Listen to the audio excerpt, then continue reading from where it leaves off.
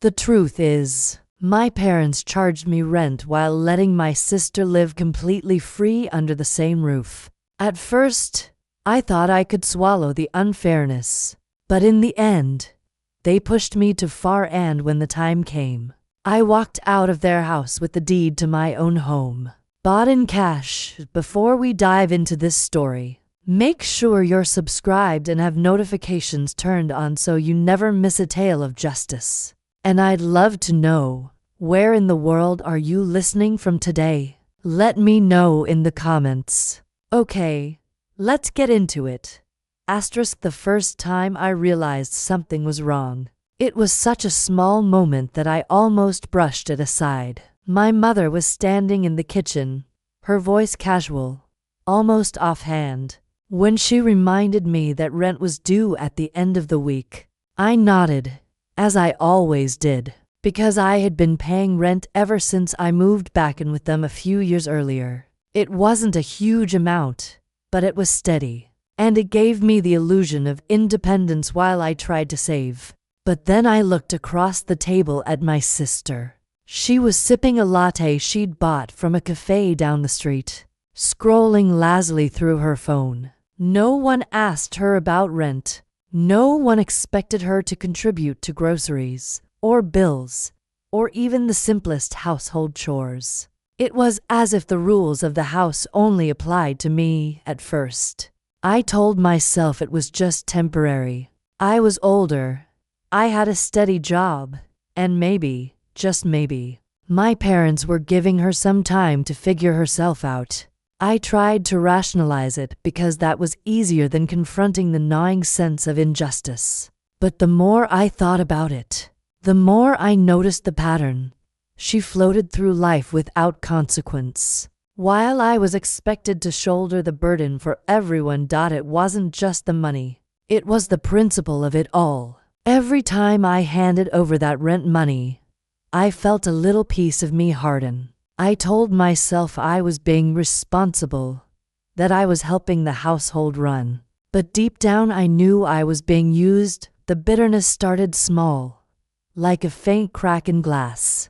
But with every passing month, every smug glance from my sister as she bought herself new clothes while I counted pennies, that crack widened. By the time the real breaking point arrived, it wasn't just about money anymore. It was about respect, dignity, and the painful realization that my own parents saw me less as their child and more as their personal safety net. Then that's where my story begins, with the quiet unfairness of a home where one child was coddled and the other was expected to pay the price. When I look back on those years, what stands out most is how normal it all seemed at first. If you had visited our home, you might have thought we were just another family living under one roof, sharing meals, chatting about our days. But beneath that surface, there was an imbalance that shaped every interaction. I'll start with myself. I was in my early 30s then, working steadily, determined to put some money aside so I could eventually have a place of my own. I wasn't reckless with money. I tracked every dollar, stretched my paycheck, and reminded myself that every sacrifice was an investment in the future.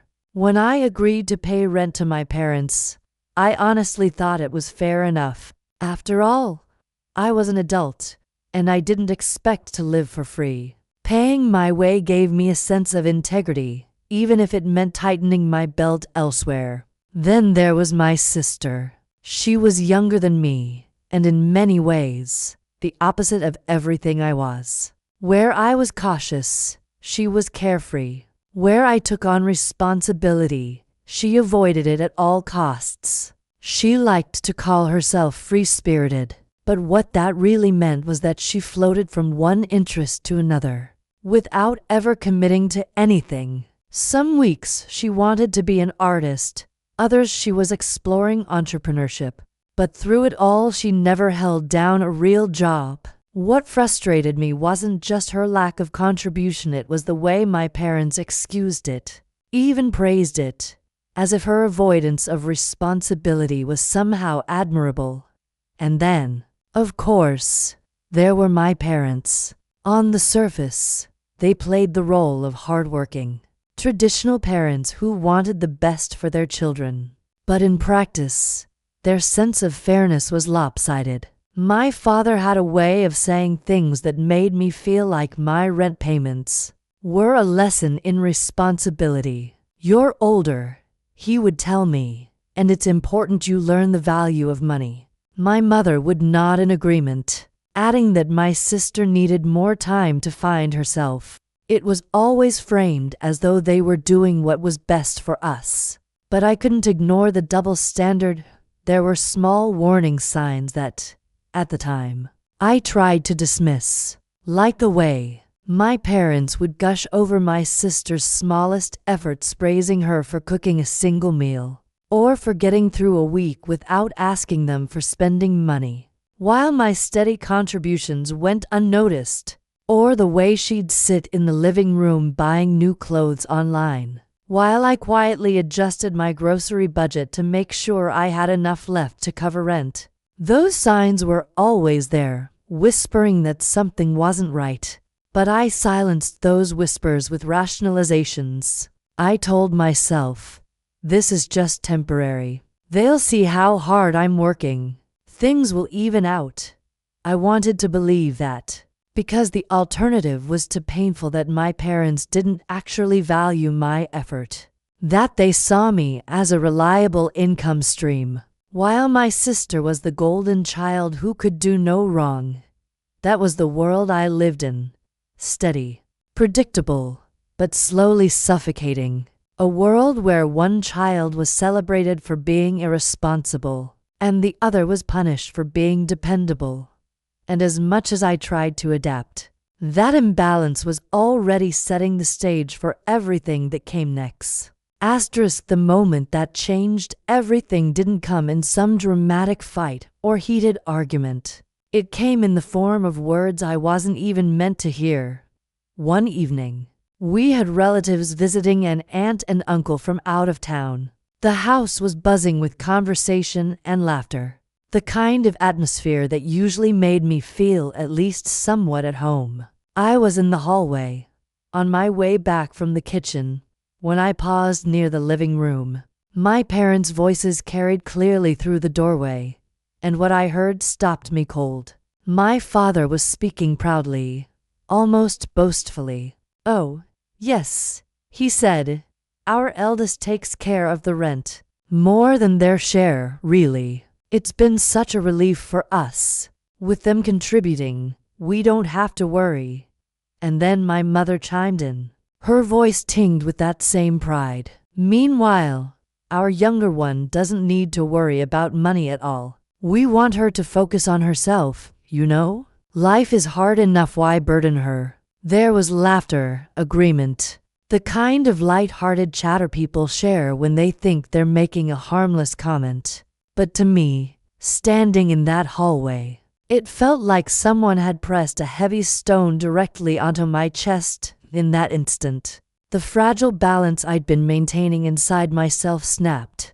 I had suspected for months that my parents saw me as a source of income rather than as their child. But hearing them say it out loud to other people made it undeniable. They weren't just excusing my sister's irresponsibility. They were proud of it. And worse, they framed my sacrifices as nothing more than my duty. I remember standing there, my hands gripping the edge of a shelf to steady myself, my stomach twisting. For a moment, I thought about walking away, swallowing it as I always did. But instead, I stepped into the living room and said, as calmly as I could, "Do you really think that's fair?" The room went silent. My aunt and uncle shifted uncomfortably. My father gave me a stern look, the kind meant to shut down any challenge. "You're older," he said again, his voice sharp this time. "It's your responsibility to help. Your sister deserves an easier life than we had."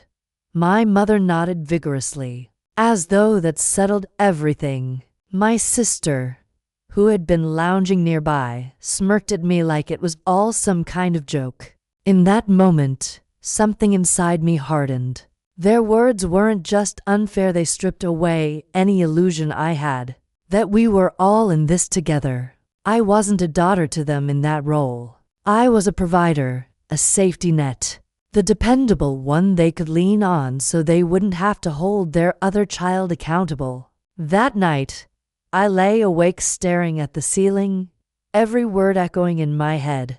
The knot in my chest was heavy, but beneath it, something else began to stir. Resolve. I didn't know how or when, but I knew I couldn't keep living like this. That was the line being crossed the moment I realized I wasn't just being treated unfairly. I was being used. And once you see that truth clearly, you can't unsee it. After that night, I carried myself differently. I didn't explode or start an argument every time I felt slighted. But something inside me had shifted. I couldn't unhear my parents' words. And I couldn't unsee the smug satisfaction on my sister's face.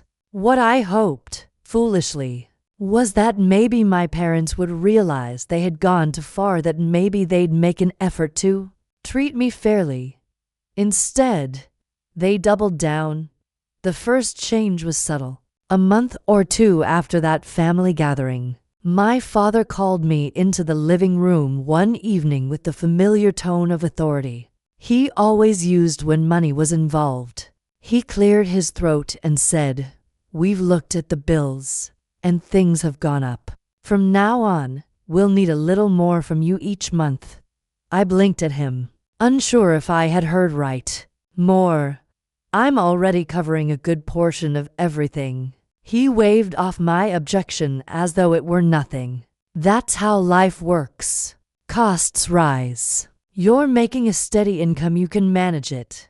And just like that, my rent went up. My sister, sitting on the couch with her feet tucked under her, didn't even look up from her phone. She didn't need to. She knew none of this applied to her. The change wasn't small, either. That extra amount meant fewer savings for me, fewer small comforts I allowed myself, and an even tighter budget. But when I pointed that out, my mother gave me that guilt-laced look I'd seen so many times before. "If you move out now," she said, her voice trembling with false concern, "we'll be left struggling. Do you want to see us suffer after everything we've done for you?" It was a masterclass in manipulation. They painted me as selfish for even considering that I might not be able to shoulder this new burden. And like I had so many times before, I swallowed my objections.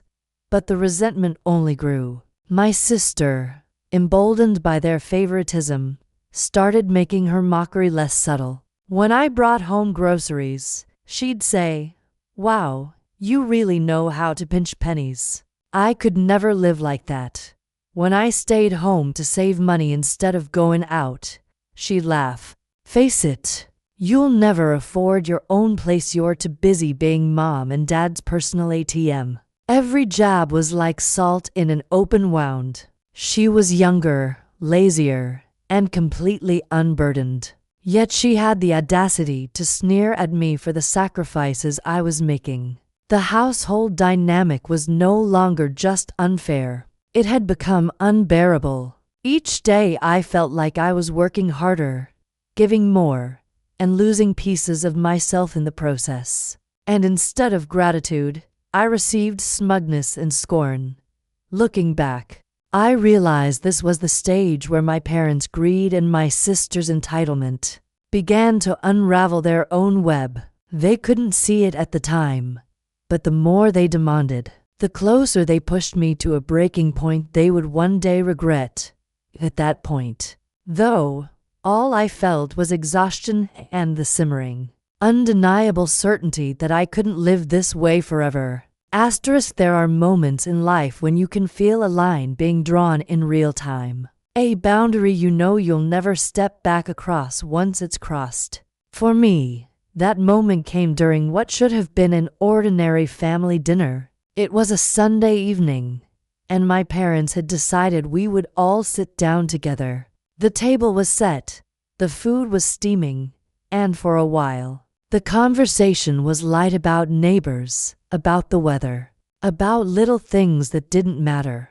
I was tired from a long week of work, but I held my tongue and tried to enjoy the meal. And then my father cleared his throat. He had that same tone he always used when he was about to deliver something he thought was wise. Authoritative, final. "We've been thinking," he said, setting down his fork. "Your sister still hasn't found her footing. It's been hard for her."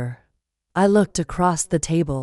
She was twirling spaghetti around her fork, half smiling as if she already knew what was coming. My mother jumped in next. "We believe it would be fair if you helped cover some of her living expenses until she's on her feet. You know, a little extra each month, just so she can focus on her future." The words hit me like a slap.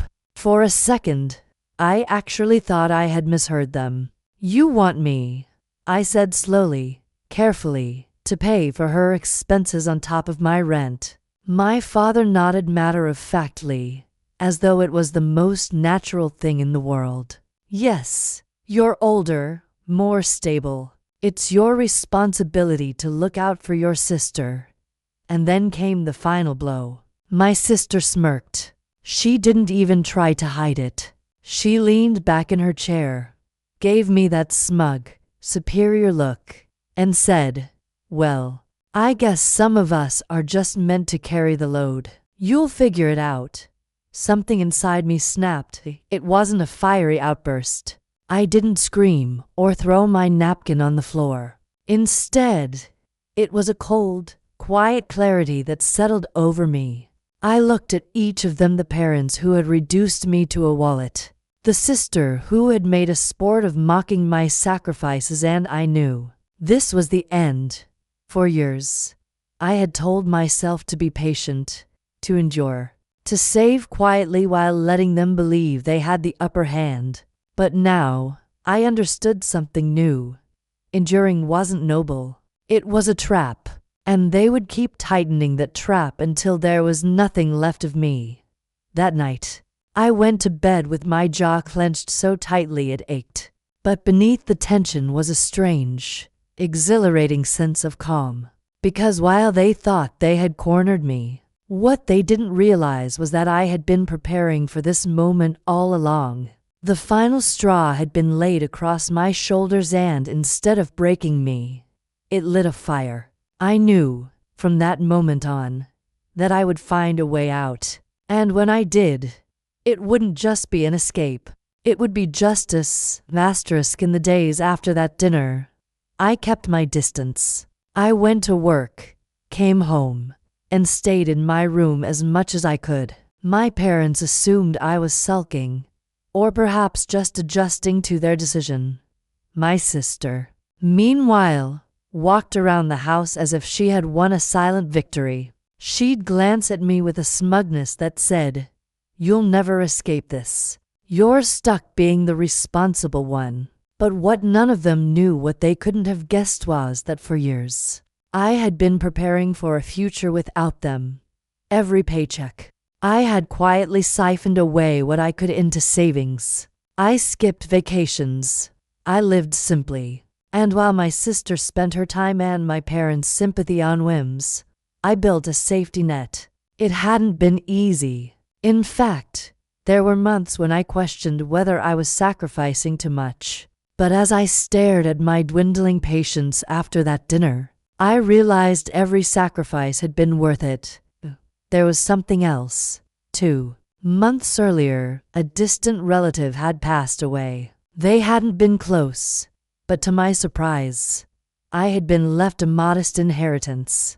It wasn't life-changing on its own, but when added to my savings, it pushed me into a territory I had never thought possible so soon. That money was my key, my weapon. I started researching in secret, late at night after my parents had gone to bed. Real estate listings, mortgage calculators, even though I knew I wouldn't need a loan. The more I looked, the more the idea took shape in my mind. I wouldn't just move out. I would buy a home outright, in cash, and walk away with complete independence. The thought electrified me. For so long, I had felt trapped in a cage of obligations, my parents pulling the strings, my sister sneering at my effort. Now, I could see the door open. All I had to do was step through it. But I didn't breathe a word. Not to my parents, not to my sister, not even to close friends. Secrecy was part of the plan. I knew if I let anything slip, they would try to sabotage it, maybe guilt me harder, maybe manipulate me into staying. No, this had to be mine alone. As I studied those listings, as I ran the numbers again and again, I felt something inside me transform. For the first time in years, I wasn't just reacting to their demands. I wasn't bending under pressure. I was plotting my freedom. And more than that, I was plotting their downfall. Because when the moment came, it wouldn't just be me walking out. It would be them finally realizing that their greed, their favoritism, their endless manipulation had cost them the very thing they thought they owned: me. What I had been planning for months finally came down to a sequence of small, deliberate actions. When I say executing the plan, I don't mean some dramatic confrontation or a cinematic showdown. For me, the climax was quiet, meticulous, and almost surgical in its calmness. The exact opposite of the shouting matches my parents tried to provoke. Whenever I hinted at independence, I wanted the moment to be clean, irrevocable, and unmistakable. The first step was finding a house that felt like more than four walls. I didn't want a place that simply filled the checklist of affordability and square footage. I wanted a home that, the moment I opened the front door, would feel like a private life finally beginning. So in the evenings, after work and after my parents had gone to bed, I sat at my kitchen table with a laptop and a notebook. I bookmarked listings, scribbled notes about neighborhoods, and circled properties whose descriptions mentioned light, quiet streets, and a small garden. I imagined where I would put a reading chair, where I might plant herbs, how the sunlight would fall through the windows in the morning. When I found one that felt right, an unassuming brick house on a tree-lined street, with a modest yard and an honest front porch, I remember the sensation like a low hum through my body. It wasn't overwhelming joy. It was recognition. This was possible. I contacted the seller through the agent, arranged a viewing that same weekend, and walked through the rooms with a kind of careful reverence, noticing the way a pane of glass caught the sunset in the kitchen, and how the back garden held a quiet privacy.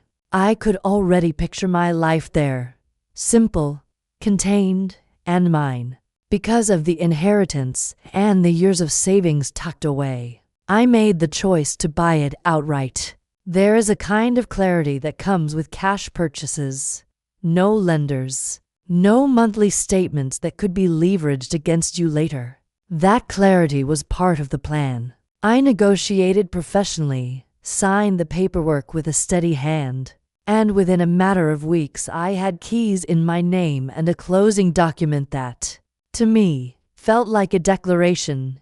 Even as I felt the weight lift, I kept my preparations private. Secrecy was essential. I prepared a small list of practicalities, movers on a weekday when I knew they would be at work. Electricity and utilities switched to my name the morning I planned to leave, and a few essential boxes labeled simply with the room they belonged to. I packed quietly, intentionally, not because I wanted to hide my actions forever, but because this was something I needed to do on my own terms.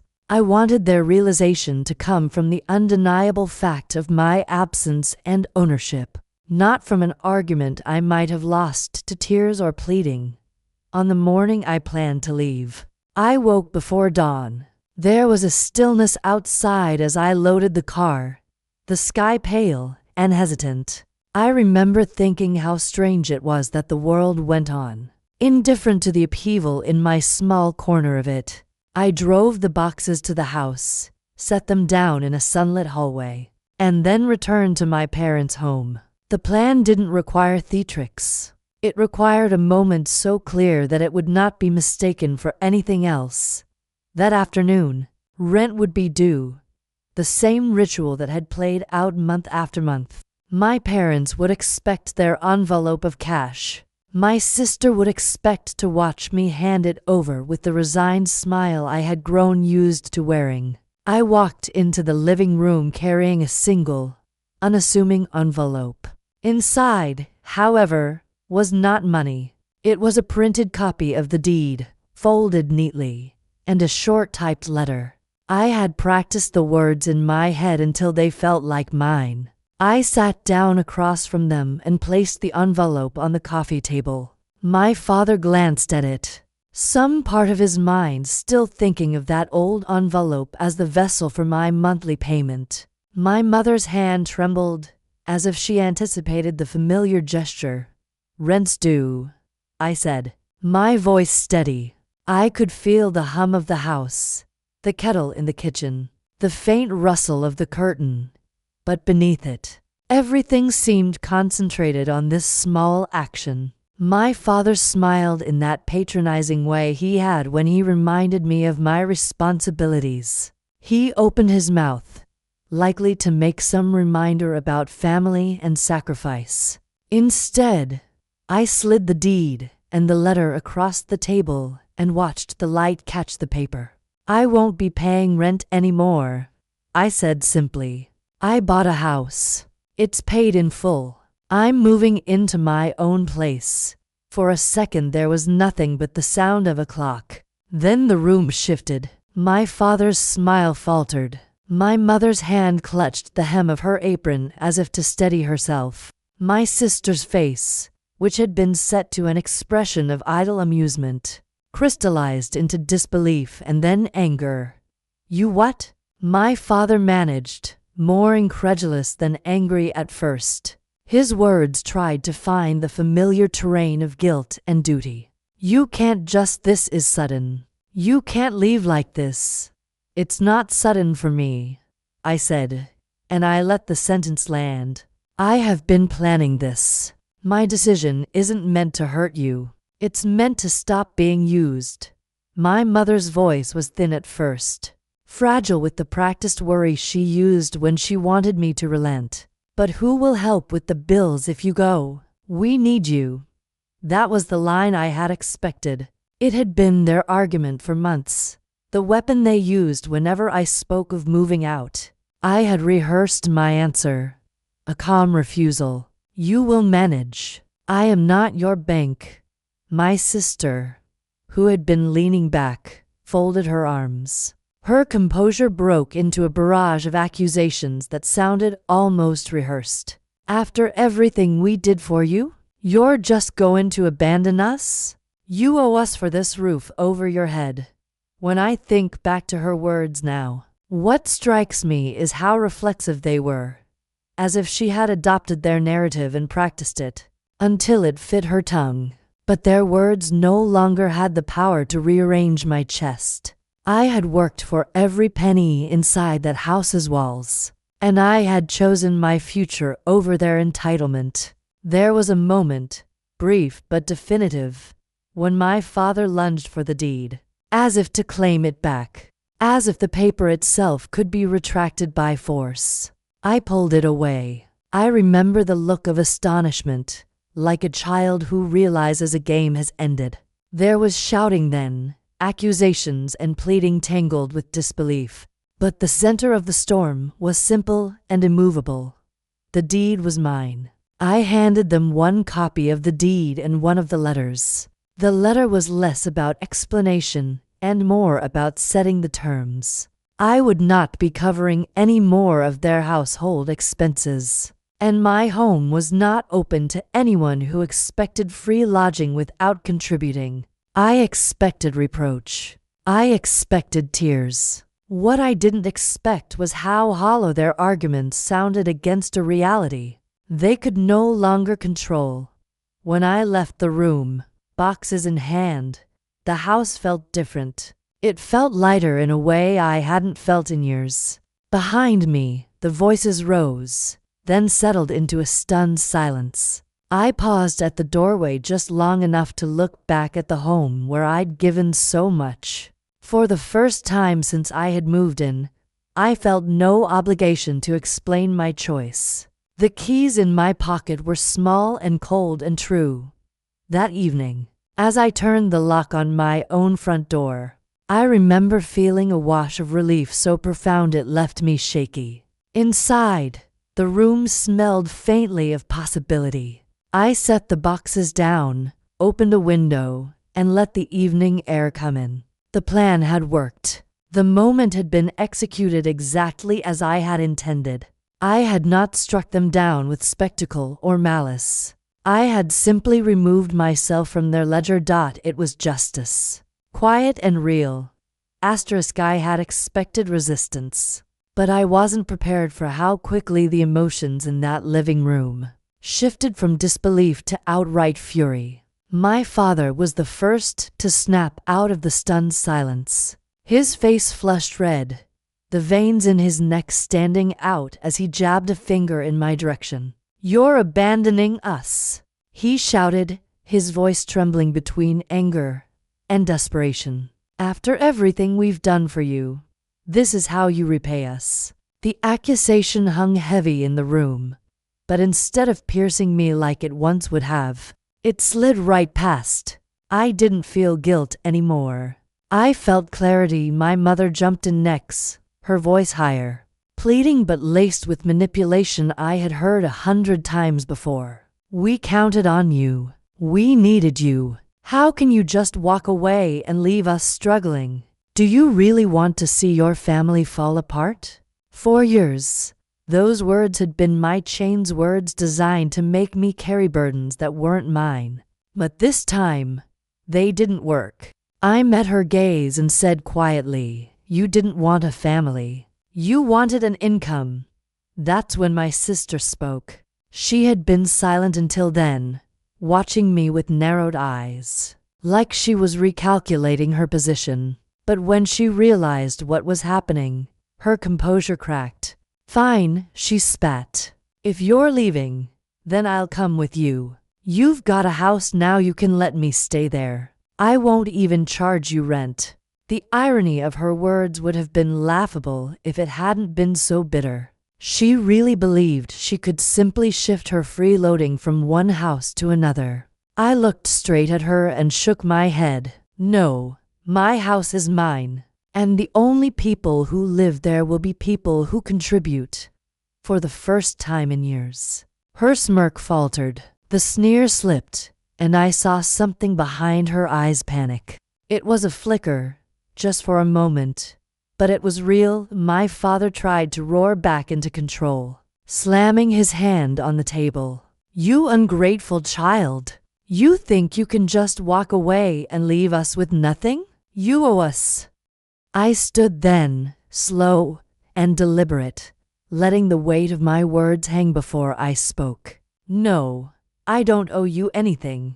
I've already given more than you ever deserved. And from this day forward, you'll have to stand on your own." The color drained from my mother's face. My sister opened her mouth, then shut it, realizing there was no argument left to make. My father muttered something under his breath, a mix of rage and disbelief, but he couldn't disguise the truth. They had lost their grip on me. What struck me most wasn't the volume of their anger, it was the helplessness behind it. They had built their security on the assumption that I would never leave, that my loyalty would outweigh their cruelty. But now, they were facing the reality that their dependable one had walked away, and there was nothing they could do to stop it. That was their downfall. Not a dramatic collapse, not some fiery punishment, but the slow, dawning horror of realizing their greed had pushed me away forever. And standing there, calm and unshaken, I let them see it in my eyes that this time, I was gone for good. There are moments in life when justice doesn't come in the form of loud victories, but in quiet, undeniable truths. For me, the most satisfying moment of all wasn't when I signed the deed, or even when I told them I was leaving. It was the moment I actually walked out. I had packed my belongings carefully, one box at a time, stacking them neatly by the door. There was no rush, no frantic stuffing of bags like someone running away in secret. No, I wanted them to see me moving at my own pace, unhurried and deliberate, as though I were walking away from a job I had finished. Because in many ways, I had fulfilled my role as their provider, their crutch, their responsible one. And now, that contract was over. My parents hovered, circling me like desperate shadows. My mother begged one last time, her voice breaking in a way that once would have torn at my heart. Please, don't do this. We'll be lost without you. My father tried anger instead, his voice booming through the house. You're making the biggest mistake of your life. You'll regret this. And my sister couldn't decide whether to scream or plead. She tried both. First, she mocked me, spitting venom. Fine, go live in your little house. You'll be back when you realize you can't handle it alone. Then, when she saw my calm resolve, she switched tactics. Just let me come with you. I'll stay out of your way. I promise. You can't leave me here. I didn't answer immediately. I lifted one of the last boxes, walked it to the car waiting outside, and came back for my keys. I stood in the doorway, taking in the house one last time, the house where I had been raised, the house where I had been reduced to nothing more than a bank account. Then I looked at them. My mother's tears, my father's fury, my sister's panic, it was all there, painted across their faces. And I realized this was the picture I would carry with me, the one that would remind me, forever, of why I left. I slid my house keys off their ring and placed them on the table. I don't belong here anymore, I said softly. This was never a home for me, but now I have one of my own. And with that, I walked out. The most satisfying moment wasn't the slam of the door, or even the silence that followed. It was the weight of the new keys in my hand, the ones to my own house. Cold, solid metal, proof that I had broken free, proof that their control was gone forever. As I stepped into the driver's seat and started the engine, I caught one last glimpse of the window. My sister's face was pressed against the glass, twisted in a mix of rage and disbelief. For once, she wasn't smirking. That image, the golden child suddenly powerless, the parent suddenly helpless, was the perfect, ironic justice. They had treated me like an endless source of income, convinced I would never leave. But by doing so, they had pushed me to build a life beyond their reach. And in that moment, driving away with the sun dipping low on the horizon, I felt something I hadn't felt in years. Peace. The first morning in my new house was one I'll never forget. I woke up to sunlight filtering softly through curtains I had chosen, in a bedroom that belonged entirely to me. No one was waiting outside the door to remind me of bills. No voices hovered in the background, demanding more. There was only silence, and the kind of silence that felt like freedom. I walked barefoot across the hardwood floors, touching the walls as though to remind myself this was real. Every corner of the house felt like a promise fulfilled. The little kitchen with its bright window, the living room where I set down my old but beloved armchair, the garden that smelled faintly of earth and possibility, it was all mine. For the first time, I wasn't living under someone else's rules or expectations. I wasn't a guest, or a tenant, or a safety net. I was home. It didn't take long for the consequences of my departure to ripple back to my parents and sister. Word travels fast in families, especially when there's drama to gossip about. My aunt and uncle, the very ones who had heard my parents brag about me paying rent, were the first to call. They congratulated me on buying my house, and though they didn't say it outright, I could hear the undercurrent of judgment in their voices when they spoke about my parents. What once sounded like pride now sounded like exploitation. Soon enough, other relatives caught on. The story spread. I had saved, planned, and bought my own home in cash while my sister, despite years of being coddled, had nothing to show for herself. My parents, who had basked in the glow of their responsible elder child, suddenly found themselves embarrassed. Their favoritism wasn't something to boast about anymore, it was something to explain. And explanations never sound as noble when they're stripped of their spin. As for my sister, reality hit her the hardest.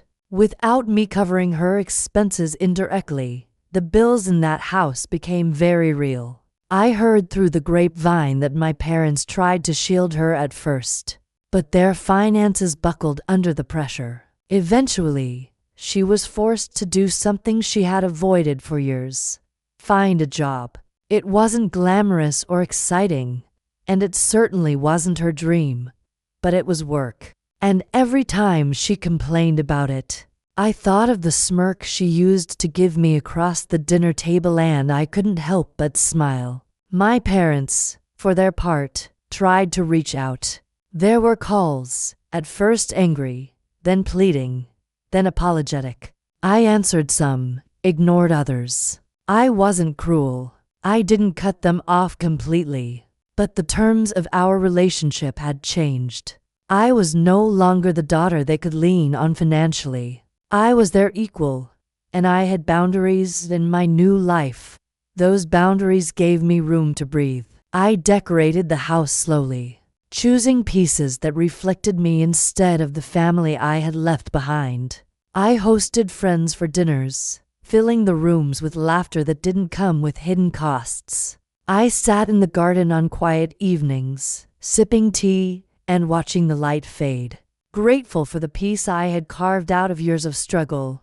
Looking back now, I realized that what happened wasn't just about money. It was about dignity. My parents believed they were teaching me responsibility, but what they were really teaching me was how to survive without fairness, how to endure under constant pressure. My sister believed she was winning some game by avoiding responsibility, but in the end, she was the one left unprepared for real life. The irony was perfect. By exploiting me, they pushed me toward independence. By favoring her, they left her dependent. Their greed and favoritism created the exact opposite outcome they wanted. And that, to me, is the truest form of justice, because today, when I turn the key in the lock of my own front door, I don't just hear the click of metal against metal. I hear freedom. I hear proof that respect and peace can be built, even out of betrayal. And I hear the reminder that no matter how long it takes, justice always comes due. Don't forget to subscribe and feel free to share your story in the comments. Your voice matters.